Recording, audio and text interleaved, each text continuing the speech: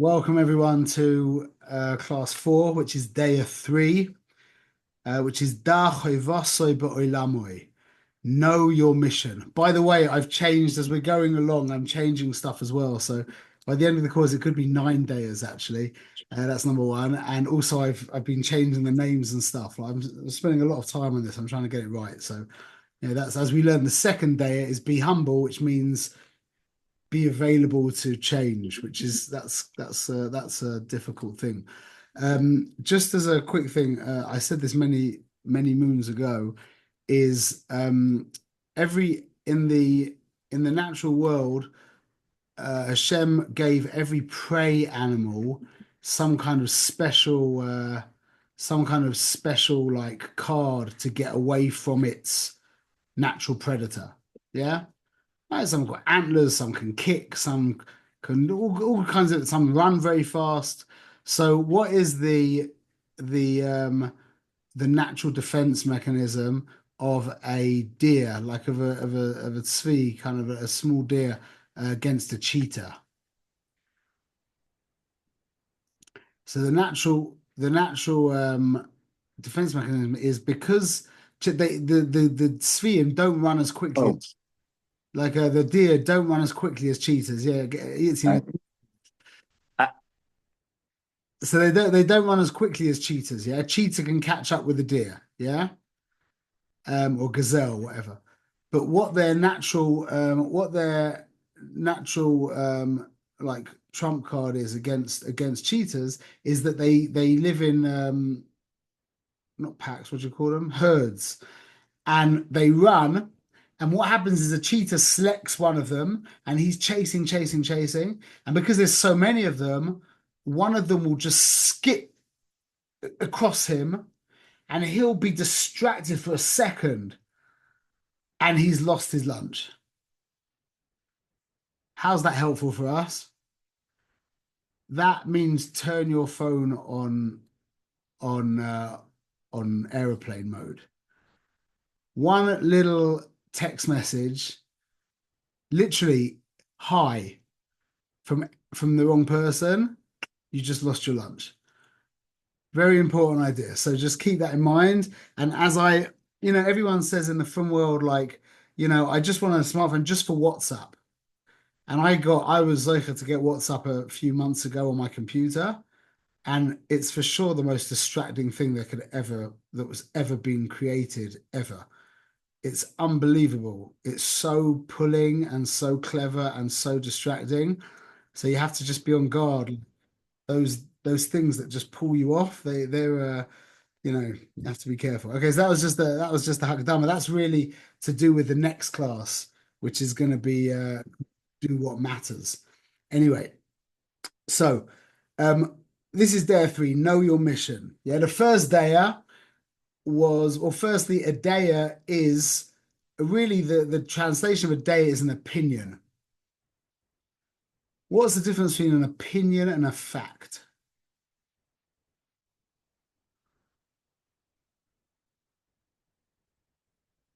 You realize that an opinion could be a fact. The difference in an opinion and a fact is that you take an opinion personally. It's your opinion.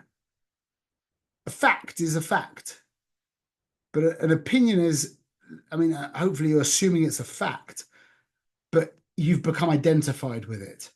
That's what a daya is. A daya is information that you've become identified with, which means you've merged with. And that's what this is all about. Okay. So this is the third day. The first day was live life, which basically said you are responsible for your life. You are responsible for your choice, objective and subjective. Yeah, exactly. That's another way of saying it. Very good. That you are responsible for your choices.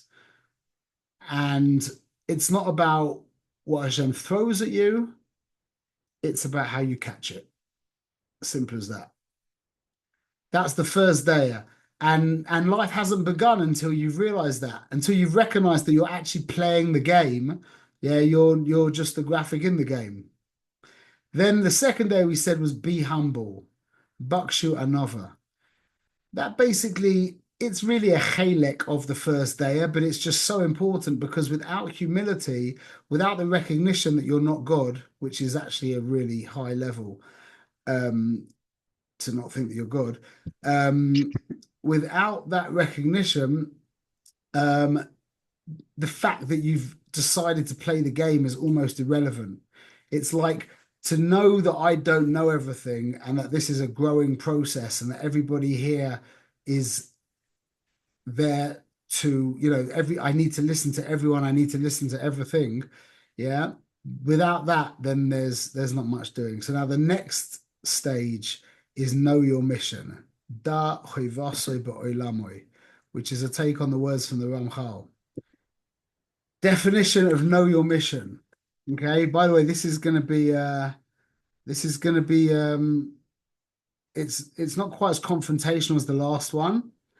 But this is really a call to action, and I'm going to challenge us all to actually do the homework this week. There's going to be real homework, and this is transformative homework, and I did it. I did it about 12 years ago, and we'll talk about that. I'm going to be very personal with you today and give you over my own experiences of this because I've been trying to imbue these days in my life for years now. So the definition of know your mission is to discover, define, and articulate the overall and specific purpose of your life. I just changed it again as I read it. I must have written that about 50 times, and I just changed it again. To discover, define, and articulate the overall and specific purpose of your life. That is the definition of know your mission. It's about discovering why I'm here. And the key word there is to discover. Okay, we'll discuss that. The reverse definition is to dismiss true purpose and direction in favor of temporary and circumstantial meaning, which is what most of us do all the time.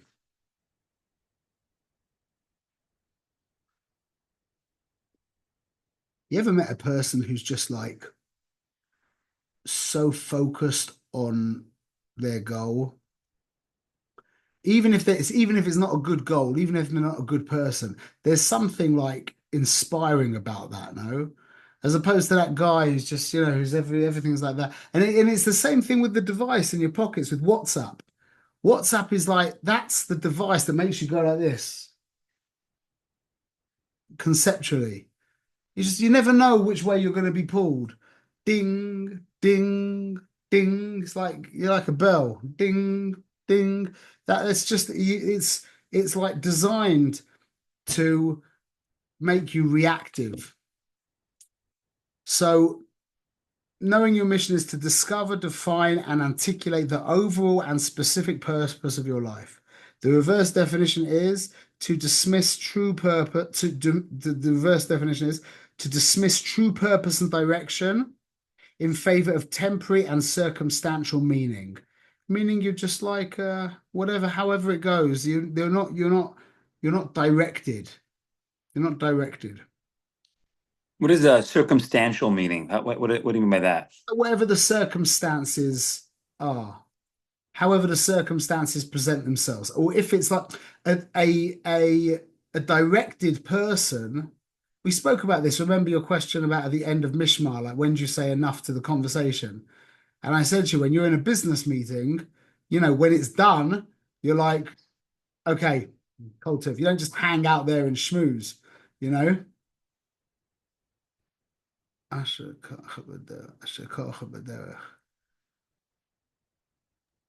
Yeah, Correct. exactly. Yeah. Lashon Kerry, exactly. Mikra. Mikra. Yeah. Yeah.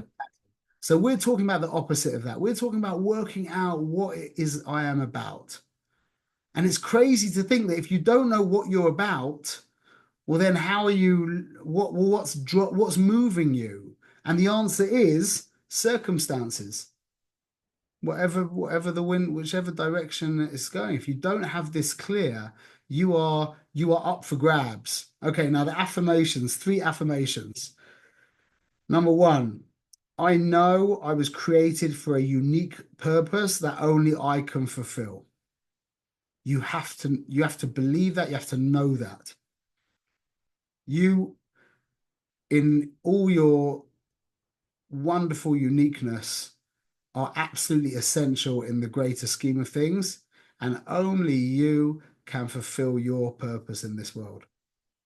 I know, number one, I know I was created for a unique purpose that only I can fulfill. Affirmation two, without recognizing my deepest values, my life is without meaning and direction.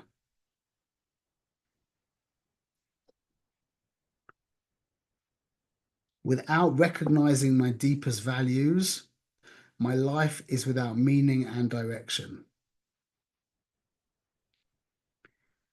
Affirmation three, I am committed to discovering my unique mission and articulating it with precision and clarity.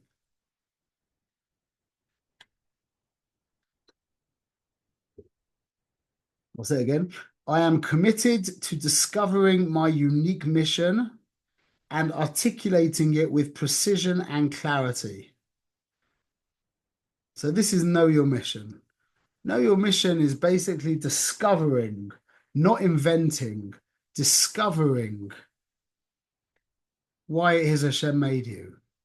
Why do we say discovering and not inventing? Because we believe that we got given a mission. We believe that we have a specific role to fulfill in this world. Now, let me ask you a question.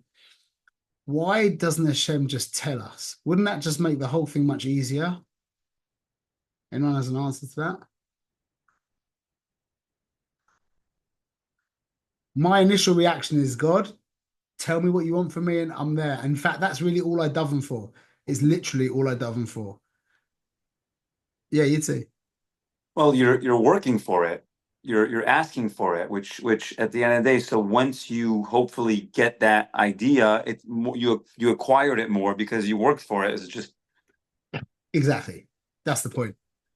That in Hashem's infinite kindness, one, if you care, yeah, and don't get me wrong, a lot of people don't care. If you care why you got created and you search for it, I mean, it's the difference between getting given a Ferrari from your dad or working for 4 years and buying yourself a Ferrari.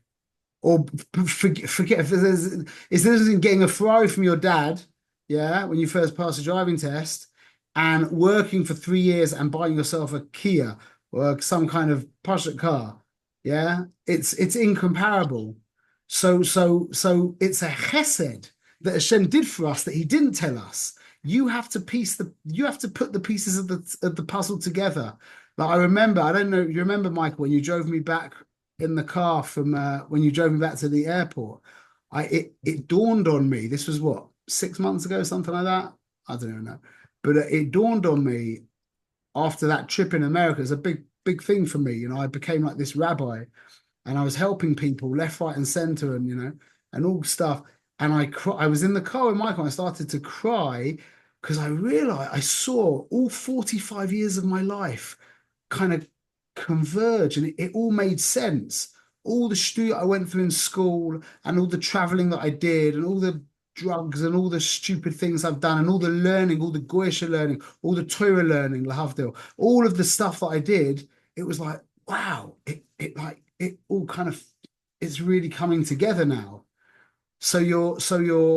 The goal is that's a chesed from Hashem that He didn't tell you, so that when it comes, and it doesn't come quickly, it's not a quick thing, and you won't get the answer like that. But when it does come, you will be so moved and become so dedicated. That wouldn't happen if he's just like, okay, Diamond, this is what you need to do for me, okay? And I'll be okay, thank you, and I'll get on with it, like a guy at McDonald's, you know, just going through the motions. Not at all. When you discover it, when when you beg Hashem, I'm not talking about like, please tell me, beg in from your heart. I want to know why you made me. Why am I here? What do you want from me? Please tell me. Yeah, that's begging. Not you don't have to be going, please, please. It's a state of the heart. Begging is a state of the heart. It's not a state of the mouth. Okay, so that's the discover. That's why it's to discover, not to invent. Once you've discovered it, now you have to define it. Let's get it clear. And now let's articulate it because it's one thing getting it clear, like in your mind, but like everybody knows, if you articulate it to somebody else, yeah, or to yourself, as you write it down, it's a whole different ball game. Shmuel, are you saying discovery is davening? Is that what discovery is? No, that's a part of it. Discovery, I said, is if you want to discover it, you have to you have to understand, you have to beg for it, meaning you have to know how important it is. You have to be like bikush. How to say bikush? It's like begging, that's the word, isn't it? Like not beg. What's the translation of bikush? But that's all synonymous. It's all davening. It's all that's. No, it's a state of the heart. It comes out in davening, but it's a state of the heart. It's like you ever met a guy who like really wants to earn money? He's not davening to earn money, but I don't mean it like in Shemona Esrei. I mean it like just speaking, like asking in the normal day. You're speaking to Hashem. You're asking Hashem. That's what I'm hearing. All these is talking to Hashem. yeah, it is. But I mean, he's the one who will reveal it to you. That's how it'll be revealed. But you have to want it. That's what I'm trying to say. You have to really want to know, why am I here? Like that's really I'm really saying this like with this is like there couldn't be in my mind. I don't think there's anything more important to become intolerant of not knowing. Like, why am I here? And that doesn't, like I'm saying, Yitzi, it doesn't mean that you're constantly saying to Hashem, why am I here? Why am I here? It's just it's your life is now in that direction. I'm trying to understand why I'm here. I'm talking to people. I'm doing things. I'm trying to read the messages. I'm not wasting time. Like, there's one thing we know for sure is I'm not here to watch shorts on YouTube. Yeah. That's for sure. So Cole's man, a person's flicking through his phone on TikTok or whatever it is, yeah, you have to realize that you've fallen out of a bikush to understand why Hashem created you. That's very important to keep that in mind. Okay, That should be part of the reverse definition. No YouTube shorts. yeah, mamish. I fell into that the other night for like 20 minutes. And like I ripped myself away and I just felt so sick by it's just so sickening. And I didn't see anything like bad. It was just what a tragedy. Manas. Anyway, so now we have to articulate the bigger picture. That's the overall, and then the specific purpose. We'll discuss that, Bezrat Hashem. The reverse definition is just becoming a victim of your life, being you just pull that way and you pull this way and you do this and you do that, and there's no cohesiveness. There's no, is that a word? Cohesiveness? Whatever. There's no cohesiveness to your life, yeah? And so the first affirmation is to know that you have a unique purpose. The second one is to recognize your deepest values. That's super important.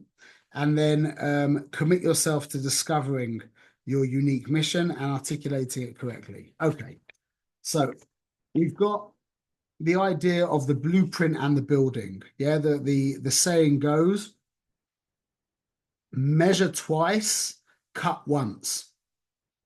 Yeah. So this is the idea. The blueprint, there's the building, yeah, there's your house, and then there's the blueprint. If you don't have a decent blueprint, your house is going to be all whacked out. And the second creation, you could call it, always takes place. The physical thing. But we're talking now about getting it clear in the mind. It's the Chabad. It's getting it clear in the mind what it is that you actually want. And now, once you've got that blueprint clear, that's going to be guiding you.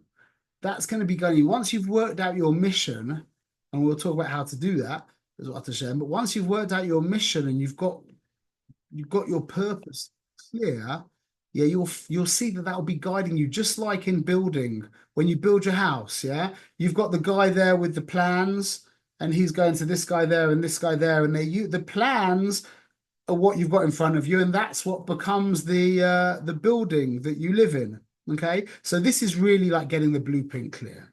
What's the difference?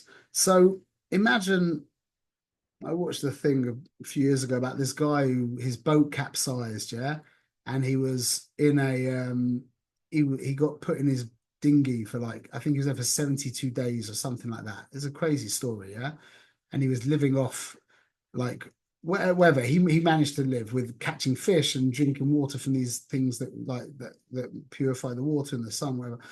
And imagine we did this. We went sailing a couple of years ago with some friends to Herzliya, and we went out far enough, but not quite far enough where the land disappeared. It didn't quite disappear. We probably went out about, 4 or 5 kilometers, 6 kilometers maybe, and the land became very, very small. But if we'd gone another, say, 6 or 7 kilometers, yeah, then it would have been 360 water. 360 water, no land. Which way'd you go? Where'd you go? That's the feeling when you don't have direction, when you don't have a plan, when you don't have a blueprint of why I'm here, when you haven't clarified that question. You're in a little boat in the middle of the ocean, 360 degrees water, and you're like, I'll go this way. And then you're like, it's not happening. So I'll go this way. Still no land. I suppose I'll go this. And a man can spend his whole life just going in circles, never getting anywhere. This is the difference. The difference is, I wrote it down, is like the difference with direction and mission and without direction and mission. Strong sense of purpose and direction, lack of purpose and direction. Intense and focused energy or weak motivation. Informed and enlightened decision making, poor decision making. A sense of security and fulfillment, a feeling of insecurity and lack of fulfillment, reduced stress, yeah, increased stress, and a feeling of being unstoppable next to a utter lack of resilience. Everything knocks you down. When you don't know which way you're going, yeah, well, something knocks you down, well, then you go a different way. Whereas if you know which way you're going, something comes to try and knock you down, you jump over it. We used to joke when we were kids, the British Rail, it was a joke. It was like, they cancelled the 24 to Brighton because they found a leaf on the track. It was a joke when we were kids.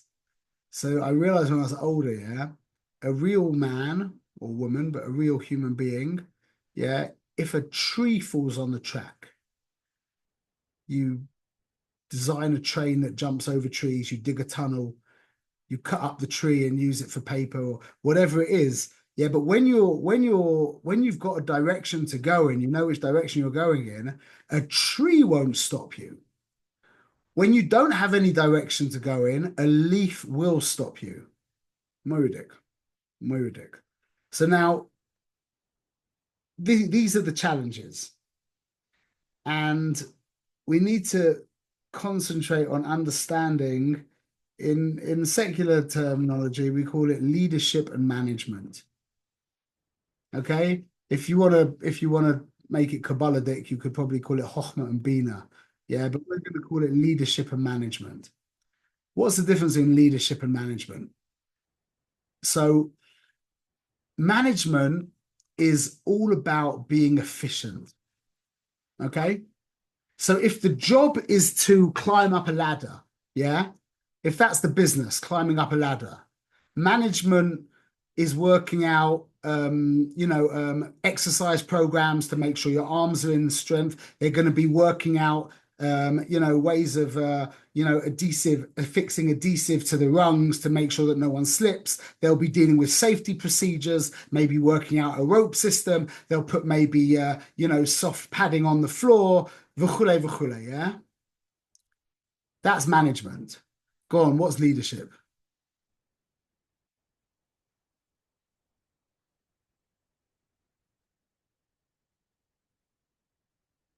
What's leadership? If management, Making sure the job gets done.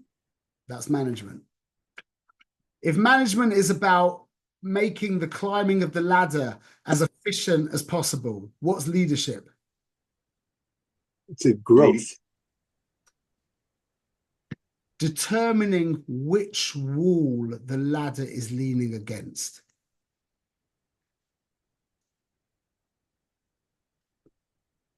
Climbing up a ladder efficiently, which is leaning against the wrong wall,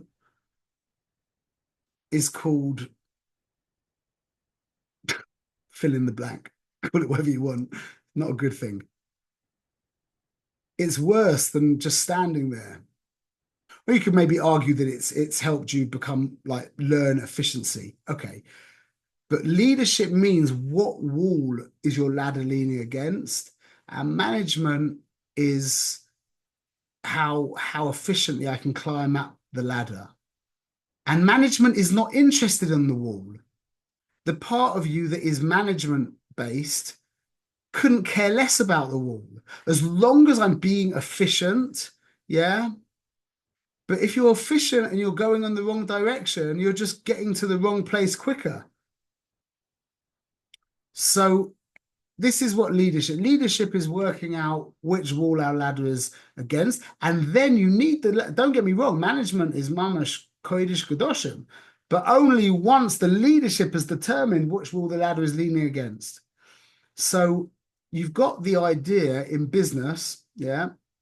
We've got the idea in business of working in your business and working on your business. Okay. So in my business, for example, I just recently quit photography. Is what to show. So in my business, while I was a photographer and a school, and a photography school instructor teacher, in my business, and you'll fill in your blanks, is emails, is critiquing, is editing, is taking pictures, phone calls. That's all in the business. Yeah. What's on the business? On the business is strategizing, is templating, and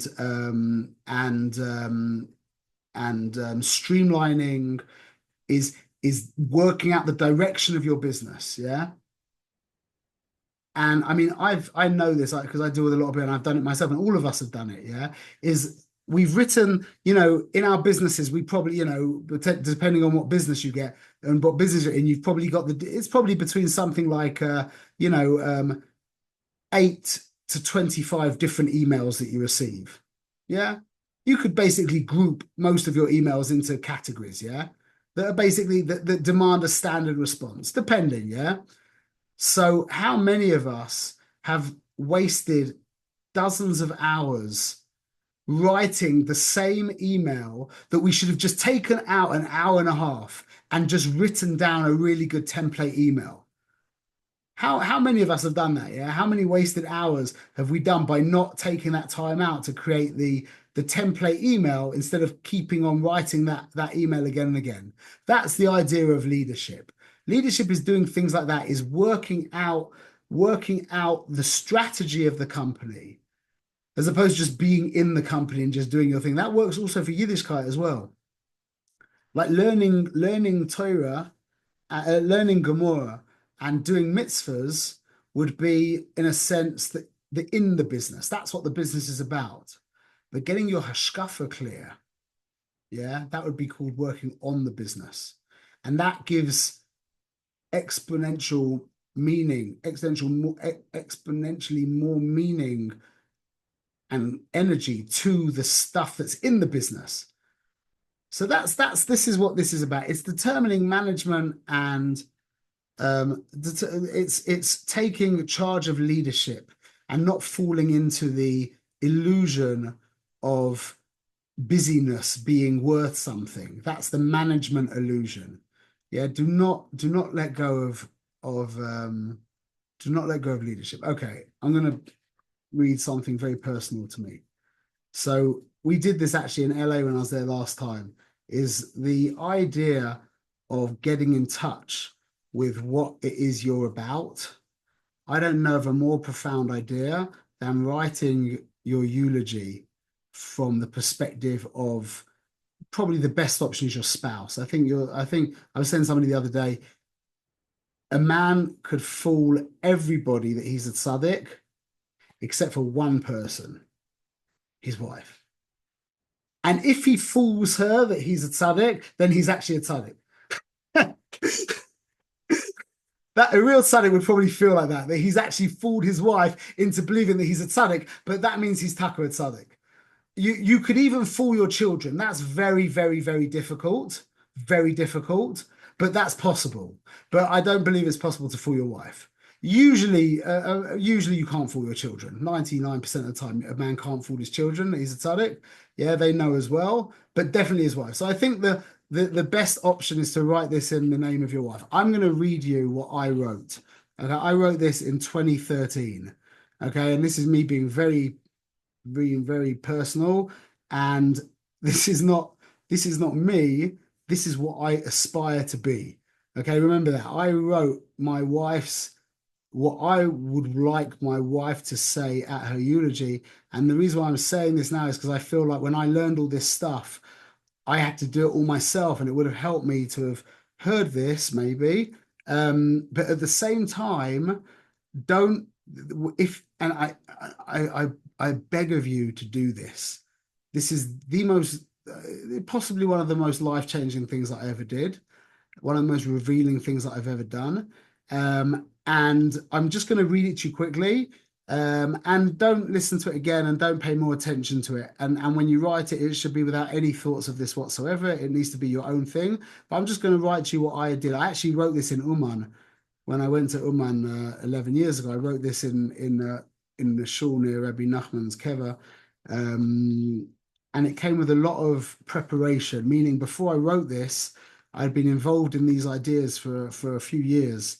And if you look in my booklet, if you look in my this book, I have all these pages of 3 pages of notes of things that I was really trying to get into, yeah, to try and really ask myself, what is it you care about? What's valuable to you? So this is the eulogy. Take it as you wish. Okay, and if I cry, please forgive me. But I'm not here. I'm not holding here. I'm striving to hold here. Okay. He was an incredibly kind and gentle man, but absolutely strong when the occasion called for it. He labored diligently for me, our family, our community, and for Klal Yisrael. I'm for sure going to cry. He always made time for me, and when he was unable to, he sincerely apologized and explained why he was not able to. He was amazingly aware of the preciousness of time and tried his hardest to fill each moment productively. He had tremendous balance and was always real about when enough was enough and when enough was not enough. And he never shied away from proactively rising to any challenge or being resourceful enough to make sure the challenge was met and overcome. He always put me first above the needs of everyone else, even our children, but was thoughtful and strong enough to know when it was wiser to put me second. And he would explain himself to me. He was always sure to listen much more than he spoke. And I could always see in his eyes that he cared for me and that I cared about that I cared about what I was speaking about, even when I knew it was impossible that he could care about the subject in hand. He was an excellent father, always acting out of wisdom first and emotion second. He was each child's best friend, but always had the courage and security to act for the best of the child, even if it meant losing immediate popularity. Although he loved the idea of templating and streamlining to increase efficiency, he always subordinated systemization to the needs of the individual, was never afraid of having his tight schedule derailed to make sure that all individual needs were properly met. And this media was never so apparent as when it came to our children. He would never compromise on Torah and mitzvahs, but was quick to seek compromise in anything that he deemed ultimately unimportant. He was a man of his word, and I always knew that when he said that if he said something definitively, it would happen, no questions asked. Above and beyond all of this, he was his unshakable emunah and Hashem's complete control of everything. Indeed, it was amazingly apparent to everyone that all of the above shevach was energized by his emunah pshuta in the Rebbeinu Shalom and the truth of his Torah. This emunah pshuta that he was zocher to would shine forth from his eyes, and everyone who met him could not help being somehow enlightened and cheered up by his light. His clarity, vision, and hope inspired everyone, and my greatest wish is that our holy children see him as a model to emulate and reach their own potential, that he longed they would, and continue to shine his light for generations to come.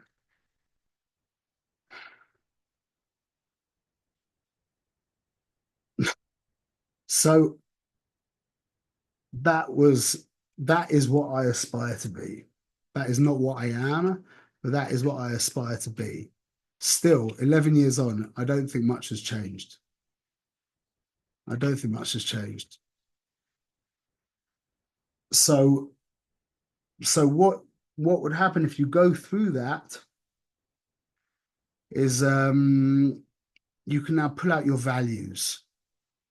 What you learn from doing that exercise, and don't think you can just sit down and write that out. That there needs to be a lot of it's a process, and there needs to be a few hours of thinking put into that, quiet, silent thinking with the phone not even off, the phone someplace else and off. But there needs to be absolute silence.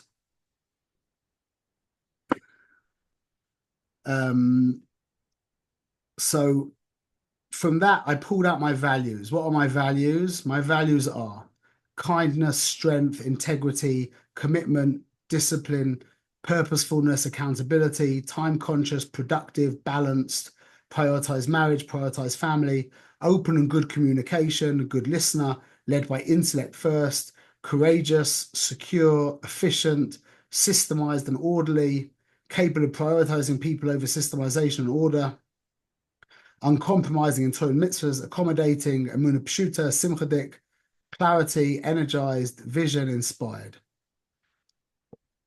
These are your values. Well, they're my values. We share a lot of the same values. But these are the things that you care about. And you'll notice in my hesped, this was in the wasn't the peak of my photography career, but I was getting to I got to a high level in photography. You notice it didn't say anything about becoming a top photographer. It spoke about, providing for my family.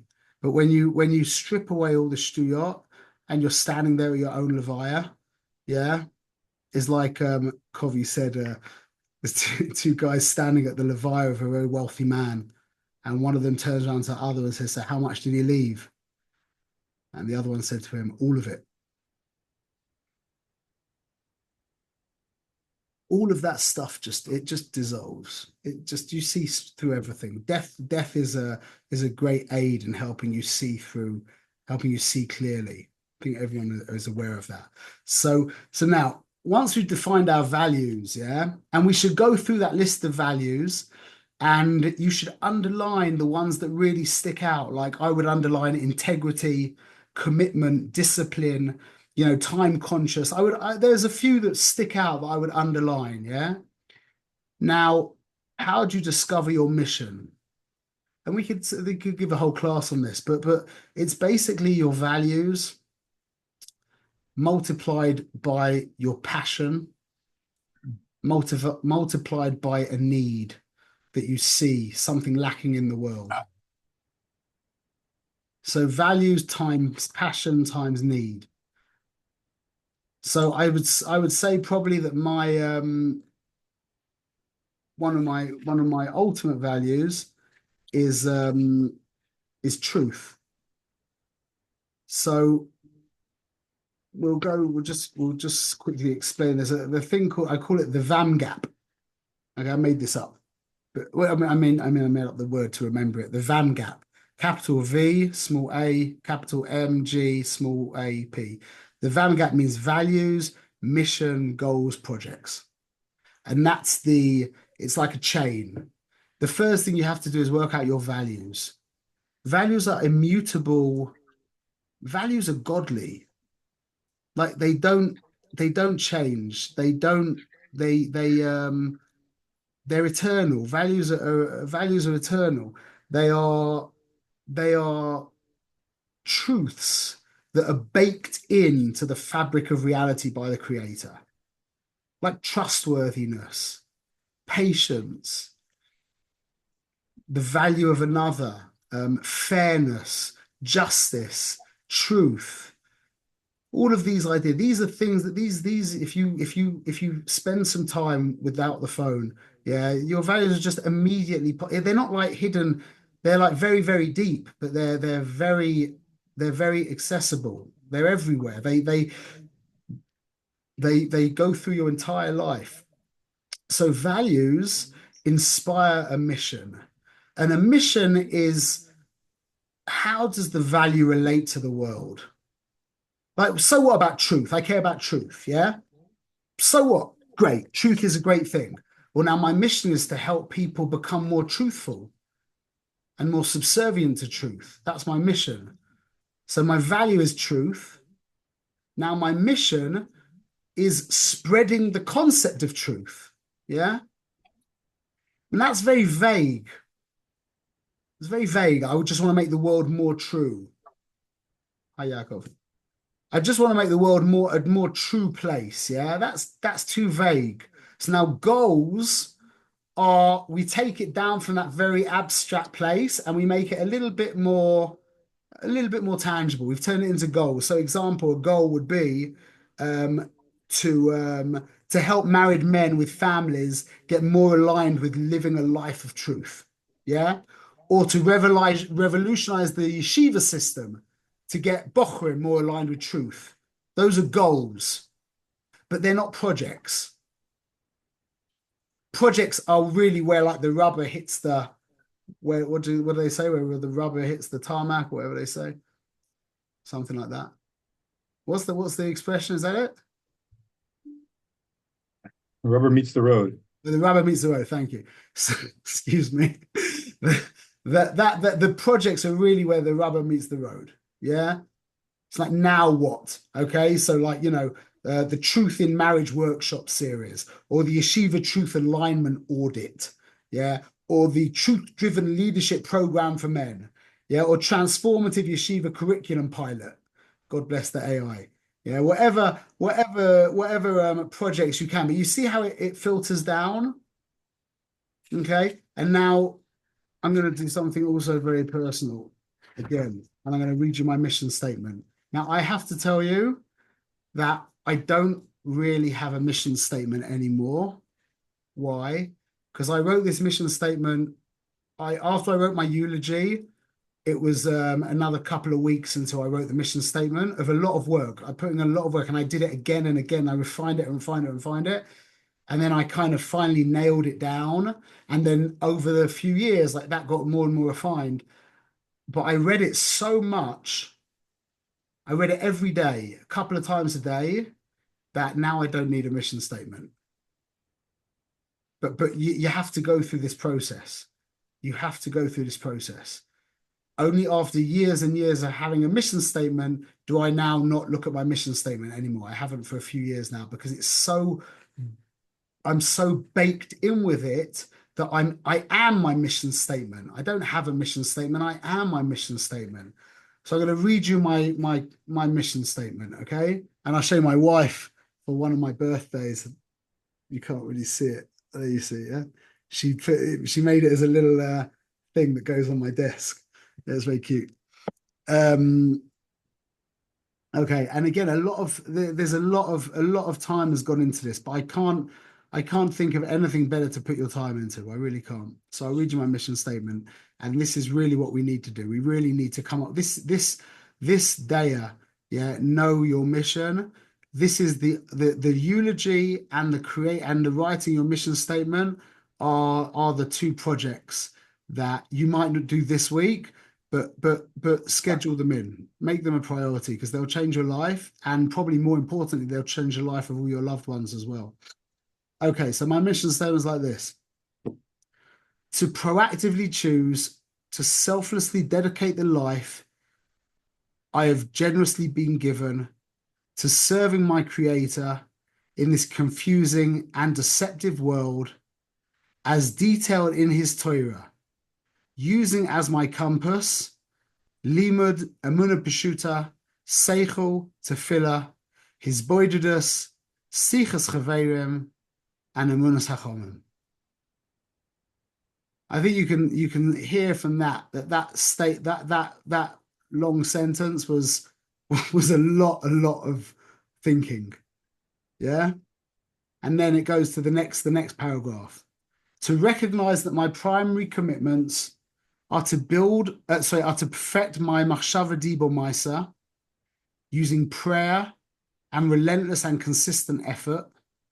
I might change that a little bit now. To build and experience a real relationship with my wife, brackets, by the giving of myself to her and loving her, no thing about her. To educate my children to choose good, primarily by way of example, and to inspire all I come in contact with to be and do their best, in brackets, with humility. And I read that every single day, at least once, maybe a few times a day. And then I had what I wrote is called peripheral goals and eitzes tovus, which is also a good idea, which is part of the mission statement. Okay. And this goes as follows. Time is your most precious resource. Treat it accordingly. To always be here now. To be trustworthy and inspire trust. To strive always to give and receive, but never to take. To love peace and pursue it. Now, just a couple of interesting things is the few Levias that I've been to in my life of people recently, I took something from the Levia and I baked it into my mission statement. So, so to always care was a guy called Gershom Bird. Anyway, to be genuinely and selflessly interested in everyone, truly listen. To prefer traveling the long path that is the short path. To strive constantly to use the words I and me and myself less and less. To receive rebuke with humility, simcha, and gratitude. To rule over my body and not be dominated by its foolish and destructive lusts. To be besimcha tamid and not let the ups and downs of this world nor my physiology affect my mood. To recognize the schus of living in Eretz Yisrael. To learn something from everyone. If it's worth doing in style. To care for the comfort of my fellow at least as much as I do for my own. To say thank you always and for everything. You'll like this one. If a book is worth reading once, it's worth reading twice. And if it's worth reading twice, it's worth reading 4 times, etc. Honor truth and hate money. That was Rav Malinowitz. Is it so? To always remember that all suffering comes from non-kosher thinking. I told you I'd get personal, so I got very personal. So that's the mission. The mission right now is to find out what our mission is. So the 2 homeworks is to write the eulogy and do it and invest time into it because it will change your life, mamash. And then once you've done that, over the next few weeks, you read it over and over and over with a highlighter, and you work out what are the values, what are my values, what is driving me deeply, and then you think about that in relation to what really is your passion, and then you look out into the world and see what's missing, and now you've just worked out what your mission is. And now it's time to write a mission statement. And it's an ongoing process. And the actual process is as important as having the statement. But that's know your mission. Bezat Hashem,